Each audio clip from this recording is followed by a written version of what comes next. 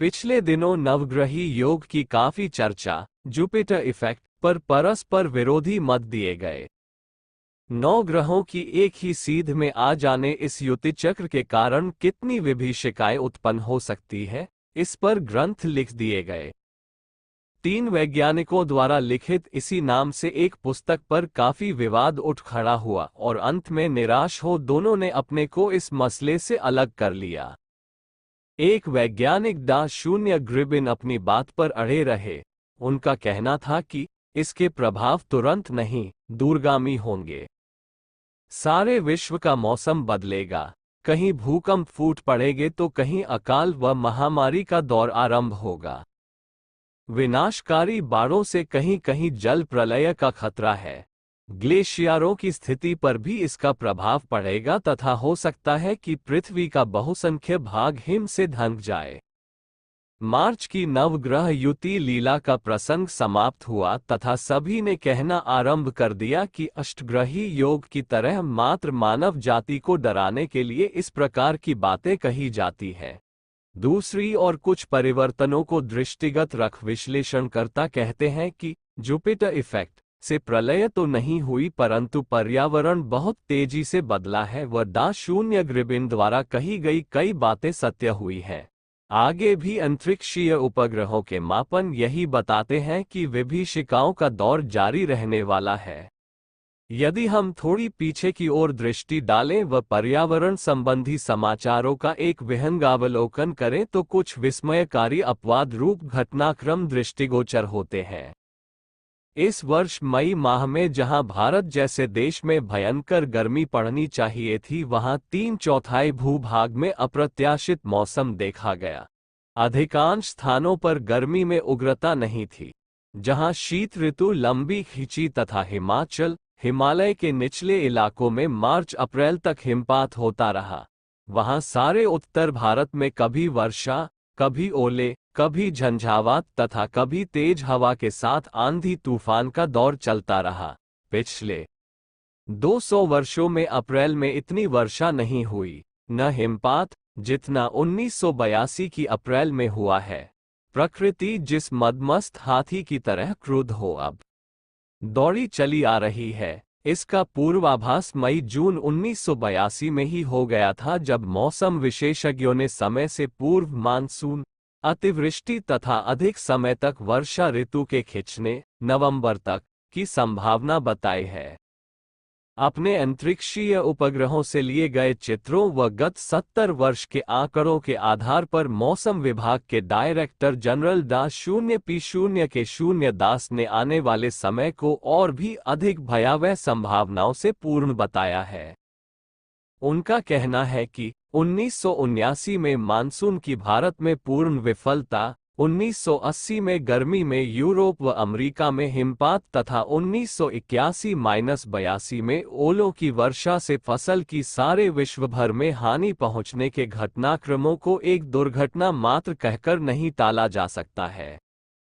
पृथ्वी का अपनी धुरी पर गति का क्रम व उसकी ग्रहों से तथा अंतरिक्षीय किरणों से प्रभावित होने की स्थिति अब बदलती जा रही है।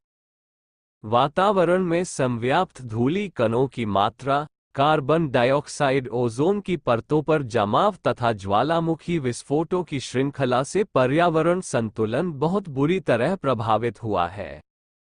पृथ्वी का विकिरण संतुलन इससे अव्यवस्थित हुआ है तथा ओजोनोस्फीयर आयनोस्फीयर की परतों में गैप्स आ जाने से अंतरिक्षीय किरणों घातक विकिरणों के पृथ्वी पर आने की संभावनाएं बढ़ गई है। एक आंकड़ा देते हुए वे बताते हैं कि उत्तरी भारत पर किए गए एक सर्वेक्षण से ज्ञात हुआ है कि प्रति वर्ग मील क्षेत्र में 5 टन घातक प्रदूषण कारक तत्व पाए गए हैं। यदि इसकी मात्रा कम की जा सके तो मौसम को अनुकूल बनाया जा सकता है। पिछले दिनों आकाश में पश्चिम दिशा में नित्य रात्रि को 9 बजे तक रक्त लालिमा दिखाई देती थी। उषा के पूर्व भी इसी प्रकार सारा आकाश विचित्र प्रकार से रक्त रंजित सा हो उठता है। इसका विश्लेषण व्यक्तियों ने अपने अपने ढंग से किया है। ज्योतिषियों ने ऐतिहासिक प्राच्य घटनाचक्र गोष्ठी में इसका हवाला देते हुए कहा था कि इससे पूर्व रामायण काल में लंका दहन के समय भी ऐसी ही लालिमा दिखाई दी थी। इस प्रकार यह एक युगांतरकारी घटना व्यापक विनाश की सूचक है। इसी घटना का वैज्ञानिक विश्लेषण करते हुए प्रसिद्ध एस्ट्रोफिजिसिस्ट बताते हैं कि उन दिनों 2 मासों में पृथ्वी के विभिन्न भागों में 4 स्थानों पर ज्वालामुखी फटने से तेजाब का एक विशालकाय बादल वायुमंडल में पहुंच गया। मैक्सिको, इंडोनेशिया, ईरान व कनाडा के शतकों से प्रसुप्त पड़े इन ज्वालामुखियों में हुए भीषण विस्फोटों से निकली राख तथा सल्फ्यूरिक एसिड, गंधक का तेजाब पृथ्वी से 26 किलोमीटर ऊपर एक विशाल बादल के रूप में फैल गया तथा इससे जापान, एशिया, यूरोप व हवाई द्वीप समूह के एक बहुत बड़े हिस्से में सूर्य का प्रकाश पहुंचने में बाधा पहुंची। 1 करोड़ टन राख व तेजाब धरती के वातावरण को किस प्रकार प्रभावित करेगा, इस पर वैज्ञानिकों का कथन है कि यह सारे विश्व के मौसम को बदल सकने में, भयंकर बाढ़ें तथा महामारियां लाने में सहायक हो सकता है। ऐसा ही सन 1815 में हुआ था, जब इंडोनेशिया के तंबोरा ज्वालामुखी से 12,000 लोग मारे गए थे तथा अमेरिका के न्यू इंग्लैंड क्षेत्र में गर्मी में ठंड जैसा मौसम देखा गया व लंदन की टेम्स नदी बर्फ से ढक गई थी। आकाश लालिमा को ज्वालामुखी विस्फोटों से जोड़ते हुए वैज्ञानिक बताते हैं कि सौर किरण के तेजाबी बादल जो मीलों चौड़ा तथा 2 किलोमीटर मोटा है से गुजरने से आकाश का ऐसा दिखाई पड़ना स्वाभाविक था तथा ये प्रकृति का एक स्वाभाविक सहज घटनाक्रम है। इससे कहीं कहीं अम्ल वर्षा हो सकती है जो कि पहले भी कई बार हुई है। जेम्स पोलॉक, जो नासा के एमिस रिसर्च फाउंडेशन के अध्यक्ष हैं, कहते हैं कि ऐसा ही बादल सन 1982 में 4 अप्रैल को दक्षिण पूर्व मैक्सिको के सिंकोनल वॉल्केनो में विस्फोट के फलस्वरूप बना था तथा कई दिनों तक पृथ्वी की परिधि में चक्कर काटता रहा। भारतीय महाद्वीप, दक्षिण पूर्व एशिया तथा उत्तरी अमेरिका में अप्रत्याशित मौसम परिवर्तन के लिए इसे उत्तरदायी माना जा सकता है। 250 ग्राम भार के ओले, धंधी मई, आकाश लालिमा तथा भयंकर मानसून की चर्चा के बाद अब कुछ और वैज्ञानिक अध्ययनों पर भी दृष्टि डालना जरूरी है। सूर्य की 100वीं सतह को घेरे हुए 100 कलंकों की एक श्रृंखला पिछले दिनों वैज्ञानिकों ने अपने दूरदर्शी यंत्रों से देखी है। एरिज़ोना की कीट पिक ऑब्जर्वेटरी ने गत फरवरी-मार्च में एक सर्पिल आकार का धब्बा और सतह पर देखा जिसका व्यास अपनी पृथ्वी के व्यास से लगभग 6 गुना अधिक था। अंतरिक्ष भौतिकी के जानकारों का अभिमत है कि ऐसे धब्बे जब भी दिखाई पड़ते हैं, उनकी संख्या व क्षेत्रफल अधिक होता है, तब सूर्य सतह से गर्म ऊंची लपटें उठने की संभावनाएं बढ़ जाती है जो पृथ्वी के वातावरण को व्यापक रूप से प्रभावित करती है, मौसम बदलती है तथा एक लंबे समय तक यह असंतुलन बना ही रहता है। वैज्ञानिक अपने अपने मंतव्य देते रह सकते हैं पर घटनाक्रम किसी स्पष्टीकरण के अनुसार नहीं चलते। वे तो एक सुनिश्चित विधि व्यवस्थानुसार घटने वाले परिवर्तन हैं। यदि इन सभी को तथ्यों की कसौटी पर कसा जाए तो ज्ञात होता है कि ज्योतिर्विज्ञान अंतरिक्ष विज्ञान के निर्धारणों के अनुकूल ही सब कुछ घट रहा है। यह एक निर्विवाद सत्य है कि सौर मंडल से जो अदृश्य विकिरण प्रवाहित होते हैं, उन्हें अति संवेदनशील जीव निश्चित रूप से ग्रहण करते हैं। नवजात शिशु के व्यक्तित्व निर्माण में उस प्रभाव की भूमिका को झुठलाया नहीं जा सकता। मौसम, तूफान, ज्वार भाटा, विकिरण जैसे प्रभाव अंतरिक्ष विद्या के अंतर्गत आते हैं। ग्रहों का गतिचक्र किस प्रकार वातावरण को प्रभावित करता है, इसका आधुनिकतम स्वरूप सैटेलाइट्स हैं जो विश्व के किसी भी भूभाग में तूफान की संभावना का पूर्वानुमान लगाकर सचेत कर देते हैं। यह एक अंधविश्वास नहीं उच्चस्तरीय विज्ञान है जिस पर सारी एस्ट्रोफिजिक्स टिकी हुई। फिर क्या कारण है कि ज्योतिर्विज्ञान व अंतरिक्ष विज्ञान का परस्पर तालमेल नहीं बैठ पाता?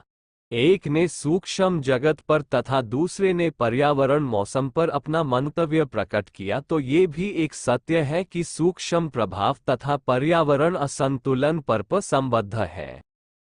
जॉन ग्रिविन ने जिन भीषण परिवर्तनों की चर्चा की है उनका कारण बताते हुए लिखा है कि अगले 3 वर्षों में हमारी पृथ्वी पर बृहस्पति ग्रह का बुरी तरह प्रकोप होगा। यह अन्य ग्रहों के जीवन रक्षक प्रभाव को नष्ट कर देगा। बृहस्पति का प्रभाव अभी भी पृथ्वी पर पड़ता है, किंतु वह समुद्री ज्वार भाटे को अनियंत्रित करने में सफल नहीं होता। किंतु अगले 3 वर्षों में पृथ्वी के आयनोस्फीयर से ऑक्सीजन की मात्रा इतनी घट जाएगी कि अन्य ग्रह अपनी संपूर्ण शक्ति लगाकर भी बृहस्पति की सर्जना रश्मियों को प्रभावहीन नहीं कर पाएंगे। फलस्वरूप समुद्र बुरी तरह उबलने लगेगा। अतिवृष्टि, समुद्री तूफान इस परिस्थिति की ही परिणति होंगे। इसी असंतुलन के कारण पृथ्वी के अंदर भीषण ताप उत्पन्न होगा जो भूकंपों और ज्वालामुखियों को जला देगा। विनाश का प्रारंभ पर्यावरण प्रदूषण से होता है, अंत सर्वनाश में। यदि यह चाहते हैं कि सर्वनाश की स्थिति न आए तो क्यों ऐसी परिस्थिति उत्पन्न करें जिससे वातावरण असंतुलित हो।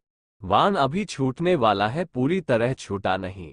यदि उसका कोण बदल जाए तो प्राकृतिक प्रकोप के शिकार से बच सकना उतना ही संभव हो सकता है जितनी सत्य संभावना भावी संकटों की है।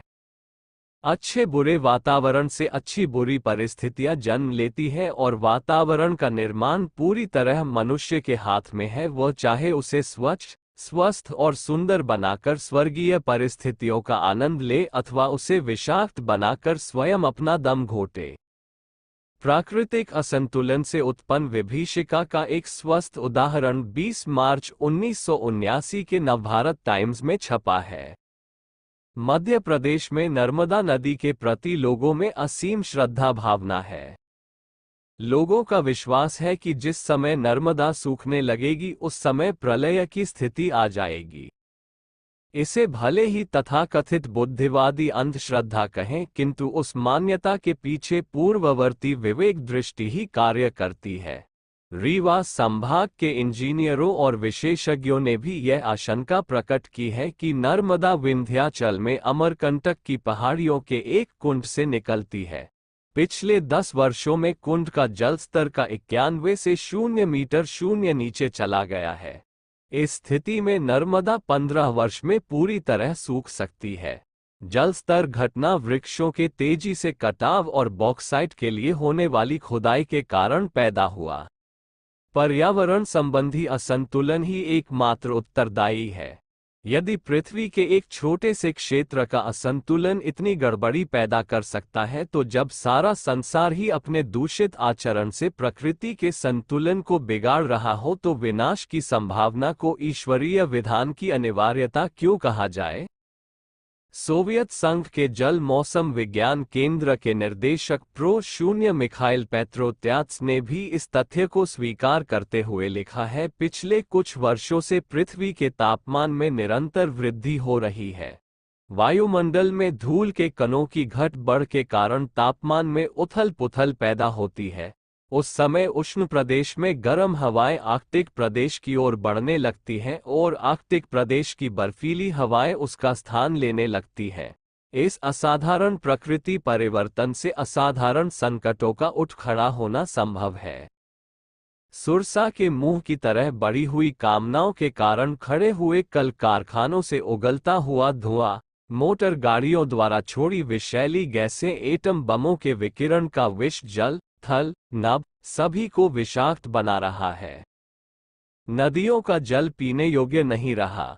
अंधाधुंध प्रजनन के कारण बढ़ती हुई शहरों की संख्या, वातावरण में बढ़ रहे शोर तथा भयानक गति से बढ़ रही अपराधी प्रवृत्तियों के आंकड़े इस बात के प्रतीक हैं कि मानवीय बुद्धि में अनास्था का असुर बुरी तरह अपना साम्राज्य जमा चुका है। नैतिक अवमूल्यन, बौद्धिक दुश्चिंतन एवं विकृत वातावरण का समन्वय यदि भयंकर संकट खड़े करे, तो इसमें दोष न तो प्रकृति का है न परमात्मा का। युग निर्माण योजना के वर्तमान क्रियाकलाप मानवता के इसी मर्म का स्पर्श करते हैं। पर्यावरण प्रदूषण के परिष्कार के लिए यज्ञायोजनों का व्यापक विस्तार, सामूहिक अभियान साधना द्वारा प्रकृति में घुस पड़े विजातीय तत्वों का प्रक्षालन और भविष्य के लिए प्रकाश पूर्ण प्रेरणाओं के अविरल प्रवाह के लिए गायत्री शक्ति पीठों को स्थापना। तीनों सामयिक कार्यक्रम ऐसे हैं जिन पर पूरी जन शक्ति लगाई जा सके तो विद्यमान संकटपूर्ण परिस्थितियों से बहुत अधिक बचाव सकता है। जॉन ग्रिबिन ने सन 1982 में बुध, शुक्र, मंगल, बृहस्पति, शनि, यूरेनस, वरुण तथा प्लूटो के एक पंक्ति में आ जाने और पृथ्वी के सूर्य के विपरीत दिशा में पड़ जाने के कारण उत्पन्न उत्पात और प्राकृतिक असंतुलन की जो चर्चा की है, उसका समाधान भारतीय ज्योतिष ग्रंथि याम्ल तंत्र में किया गया है और बताया गया है कि पंक्तिबद्ध ग्रहों के वक्र प्रभाव को क्षीण करने के लिए एकमात्र मंत्र विज्ञान ही सक्षम है। ध्वनि को ब्रह्म शक्ति बताते हुए तंत्र मनीषियों ने यही प्रतिपादित करते हुए कहा है कि मंत्रों, तन्मात्राओं और मयूलाओं द्वारा ध्वनित तथा लय तथा एक भाव प्रवाह को यदि क्रमबद्ध रूप से ब्रह्मांड में पहुंचाया जाए तो न केवल वातावरण में व्याप्त असंतुलन को कम किया जा सकता है अपितु आपत्तियों को भी बहुत बड़ी मात्रा में निरस्त किया जा सकता है। सामूहिक अनुष्ठानों के साथ यज्ञायोजनों का अनुसंधान इसी तथ्य को ध्यान में रखकर किया गया है।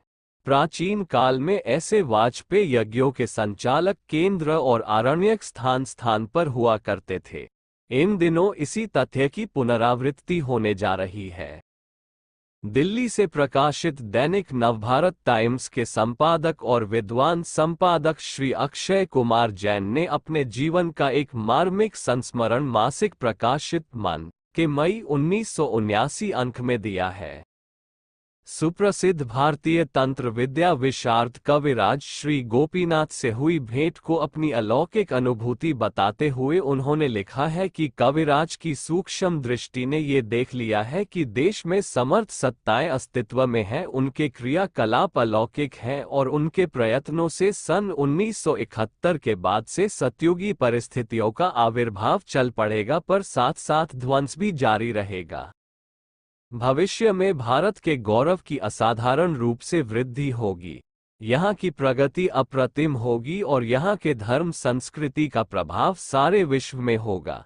सुप्रसिद्ध वैज्ञानिक आइंस्टीन ने एक ऐसी कालातीत अवस्था का वर्णन अपने महान सिद्धांत थ्योरी ऑफ रिलेटिविटी में किया है, जहाँ पहुंचकर समय, दिशाएं और ब्रह्मांड शून्य हो जाते हैं, अर्थात उनका अस्तित्व नहीं रहता। उस समय ज्ञान ही एकमात्र सक्रिय और सर्वव्यापी चेतन तत्व शेष रहता है। उस अवस्था में पहुंची हुई उच्च आत्माएं तथा योगीजन भविष्य को देखते हों और संभावित संकटों की चेतावनी देते हों तो उसे अत्युक्ति नहीं समझा जाना चाहिए। महाभारत, सूरसागर के रचयिताओं ने जो भविष्यवाणियां की वे सत्य होती दिखाई दे रही हैं। कुरान शरीफ की 14वीं सदी का यही समय है। बाइबल के एपिस्टल नामक प्रथम अध्याय के 8वें सूक्त में महाप्रभु ईसा मसीह ने ऐसी ही अनुभूति का वर्णन करते हुए लिखा है, धरती पर पत्थरों की आग्नेय वर्षा होने लगी, उस समय पृथ्वी पर विपत्तियों का पहाड़ टूट पड़ा।